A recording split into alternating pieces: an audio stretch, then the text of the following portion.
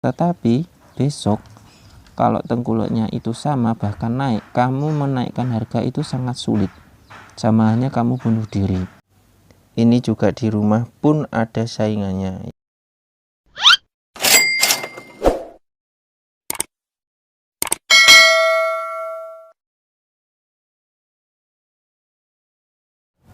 Assalamualaikum warahmatullahi wabarakatuh. Berjumpa lagi dengan Pak Bika. Salam sayur Indonesia. Di kesempatan kali ini saya akan membahas dua hal penting yang harus siap dihadapi oleh para calon bahkan pedagang sayur keliling atau tidak yang masih baru. Ini sangat penting dan harus siap-siap. Apa saja? Mari simak videonya. Yang pertama yaitu hasil jualan yang tidak sesuai target. Kita sudah tahu bahwasanya pedagang sayur itu target minimal dari sebuah penjualan dalam satu hari adalah minimal modal selamat atau modal itu kembali. Misalnya seperti saya tadi, ini tadi kurang lebih saya mengeluarkan modal antara 150 sampai 200 dan ternyata pasarnya itu tidak sesuai harapan. Yang perkiraan saya bahwa biasanya hari Rabu itu ramai, ternyata pembelinya sangat sepi sekali dan akhirnya barang dagangannya sisa lumayan banyak sekali. Ini bisa kita lihat seledri masih banyak, gubis, utuh, buncis ini tadi sedikit ya lakunya. Kemudian wortel juga laku dikit, besai utuh besai utuh, premasi, apalagi yang jamur kuping laku, kundes laku dikit, tomat laku, sentrong juga dikit yang habis nikir, sawi masih, selada masih, tomat yang kurang lebih 20 kilo tetap utuh. Ada dengan modal segitu barang masih utuh. Maka dari itu untuk teman-teman yang masih ingin jualan sayur atau sudah melalui beberapa hari berjualan itu harus benar-benar siap menghadapi ini semua, karena jualan sayur itu hitungannya harian, jadi harus mempunyai target minimal uang modal kembali dulu, sisanya itu bonus ya. Target minimal modal kembali, sisanya itu bonus. Harus siap. Maka pikir-pikirlah dulu apakah benar Anda sudah siap untuk berjualan sayur.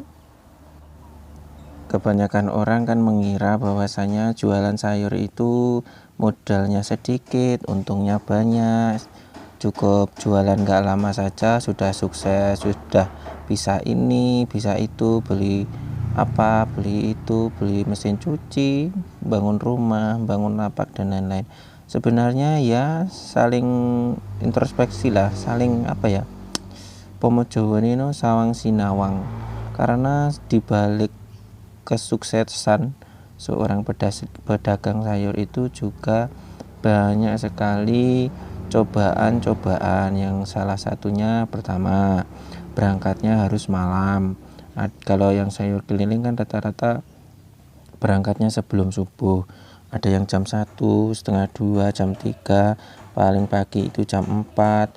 Untuk apa? Untuk menjaga kualitas supaya barang dagangannya ketika dijual itu masih segar dan bisa menjual pada waktu yang pas, yaitu yang waktu kalau ibu-ibu belanja itu kan pagi, jadi ketika nanti sudah belanja untuk masak masih ada waktu, kemudian melakukan aktivitas nggak terlalu siang seperti itu. Kemudian perjalanannya pun juga membutuhkan waktu dan risiko. Kalau malam sendirian lewat hutan, kalau ada apa-apa bocor atau apa kan juga risiko seperti itu. Kemudian kalau sisa-sisa seperti ini sampai nggak laku kan ya mau nggak mau harus dibuang. karena kalau dikasih orang juga terlalu banyak, itu dimakan sendiri juga nggak habis. Jadi ya solusinya kadang dikasihkan ke ternak, kadang ya dibuang kalau memang sudah nggak layak jual. Itu resiko yang sangat berat untuk pedagang sayur. Yang selanjutnya yaitu persaingan. Ini lapak saya, kemudian yang ada ibu-ibu perempuan itu juga lapak sayur, yang atas ini juga lapak sayur. Jadi harus benar-benar siap menghadapi persaingan. Ini juga di rumah pun ada saingannya, yaitu bakul, etek, keliling pakai mobil. Ini lapak saya yang di rumah. Dia ngetemnya itu di depan rumah saya pun harus sportif bahwasanya usaha masing-masing, rezeki masing-masing. Ini harus benar-benar Anda siap mental. Sampai di sini paham ya? Jadi bagaimana? Tetap ingin berjualan sayur atau ingin usaha lain, jadi pegawai atau ikut orang? Silahkan pikir matang-matang. Terus kemudian bagaimana Pak solusinya? Andaikan saya jualan di pasar kok sisanya banyak, ternyata pasarnya nggak sesuai dengan angan-angan. Saya kira itu ramai, ternyata sepi, modalnya nggak balik, barangnya sisa banyak. Oke, untuk pedagang sayur ya, entah baru atau lama, itu yang paling penting harus tahu kondisi masyarakat. Maksudnya apa Pak? Contohnya seperti ini. Sekarang kan kalau di daerah pegunungan, maksudnya pedesaan, itu pemasukan uang mereka 80% kan dari pertanian. Sedangkan sekarang musim kemarau, itu panenan seperti padi, jagung kan sudah habis. Untuk tanam-tanaman sayur-sayuran, kacang dan lain-lain yang bukan tanaman pokok, itu kan mengandalkan air. Nah, sekarang musim kemarau tidak ada air, secara otomatis mereka mayoritas tidak punya panenan. Maka dari itu di musim-musim paceklik biasa istilahnya, belanjalah sesuai kebutuhan. Jadi jangan banyak-banyak, secukupnya saja. Usahakan sekira orang belanja itu perharinya itu habis. Yang biasanya di musim panen itu sehari bisa menghabiskan modal 500, kalau musim seperti ini ya 50% lah nggak apa-apa, 250 atau 300. Nanti kalau masih merasa kebanyakan diturunin lagi, itu nggak apa-apa ya, harus paham sikon lah seperti itu.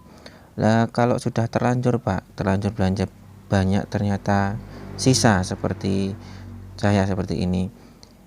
Di video sebelumnya sudah saya kasih tahu ya, yang pertama bagi pedagang pasar itu harus mempunyai lapak di rumah.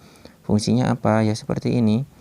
Nanti sisa-sisa dari pasar itu bisa kita tata lagi di lapak di rumah. Tujuannya untuk mengembalikan uang yang belum cair. Yang pertama, yang kedua untuk menjadi solusi bagi tetangga-tetangga yang tadi pagi belum sempat belanja, akhirnya belanjanya sore malam. Itu kan bisa menjadi apa ya, solusi lah, yang tadi nggak sempat beli karena repot atau apa, akhirnya bisa beli di rumah, seperti itu. Solusi selanjutnya bagi teman-teman yang nggak punya lapak di rumah sedangkan tadi sudah belanja seperti saya nih di pasar tapi sisa, kemudian di rumah nggak punya lapak. Caranya bagaimana? Harus mempunyai cara lain, salah satunya keliling. Jadi mempunyai dua sistem dagang di pasar dan keliling. Sisanya nanti dibungkusin, kemudian dibawa keliling ke area yang terdekat atau yang sekira laku, seperti itu nggak apa-apa. Banyak teman-teman dari daerah luar Jawa juga seperti itu. Jadi sisa mereka dagang di pasar itu dibawa keliling, pokoknya diusahakan harus laku dalam satu hari itu, seperti itu. Sedangkan bagi teman-teman penjual sayur keliling kok sisa yang sekira sisanya itu banyak, solusinya ya dibongkar lagi yang di plastik-plastik itu, yang jelek-jelek dikeluarkan. Nanti untuk besoknya kalau belanja itu digabung dengan yang bagus atau disendirikan yang sekira masih bisa dijual. Itu dijual murah bisa, atau dikombinasi dengan dagangan yang baru dijadikan satu dijual lagi, itu juga bisa seperti itu. Jadi tidak 100% dibuang, tetapi diolah lagi untuk dijual besok seperti itu. Kan kalau keliling itu diplastiki, jadi nggak begitu mencolok ya ke kualitasnya. Beda dengan lapak di pasar, itu kan orang bisa milih satu persatu, sekilo seperempat kan bisa. Kalau sayur yang keliling itu kan plastikan, jadi mereka tidak begitu mengecek keadaannya. Kalau hanya layu-layu itu kan masih masuk selama masih bisa diolah. Selanjutnya, untuk menghadapi sebuah persaingan itu jangan dijadikan suatu permusuhan ya, karena persaingan itu suatu kata yang hanya anggapan yang mengandung kebencian. Sebenarnya kalau yang benar itu malah teman-temanmu yang mempunyai pekerjaan sama denganmu, yaitu sama-sama pedagang sayur yang satu lokasi, itu anggap saja teman satu tim. Seperti saya tadi, ketika ibu-ibu yang belakang sana itu timunnya habis, sedangkan pelanggannya ingin membeli timun, dia mengambil timun dari saya. Jadi kan saya untung, timun saya laku oleh pelanggan ibu itu, saling menguntungkan. Dan ketika